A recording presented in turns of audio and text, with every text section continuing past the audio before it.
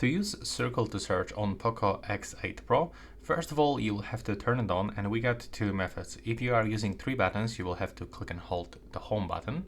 If you are using gestures, you will have to click and hold at the very bottom of the screen on that line. And now you will get this light up, and this is the preview of the Google search.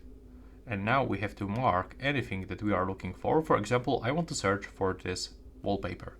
Now I will be redirected into the browser if I will be connected into the network, and I can find exact results or something that is similar into this specific picture.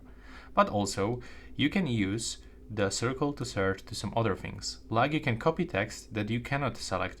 For example, if I try to connect something here in the settings, I cannot select this. So by using circle to search, take a look, I can click and hold it, and now I can copy, or I can translate, or for example, I can find some additional options here. I can, for example, check for music search. So if there's some music playing nearby, I can simply click on this icon and get sound recognition. And that's how you can actually do this. Thanks for watching.